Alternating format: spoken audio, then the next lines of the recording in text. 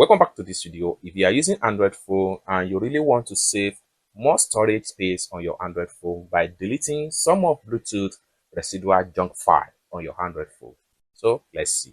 But before we dive into the tutorial, if you find this tutorial useful and you are following me to this channel, remember click on that subscribe, turn on the notification bell for more useful tutorial like this. So with that being said, let's get started. The very first thing you need to do is to head over to your phone settings. So I'm going to click on my settings right here. Then on getting to your phone setting, come to the top right here on the search. What you need to do is to simply type in Bluetooth. Having typed in Bluetooth, next thing you need to do is to simply click on Bluetooth right here. Then it's going to take you right here. Next thing you need to do is to simply click on Receive Files. So here we go. These are all the junk Bluetooth files you have so far on your Android phone. And all these files here are taking more storage capacity from your Android phone.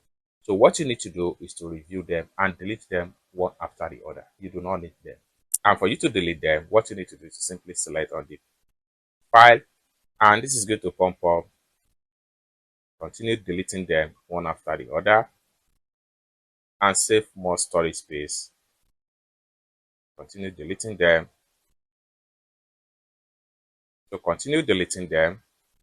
All these files here are constitute more storage space on your Android phone and you may not even know.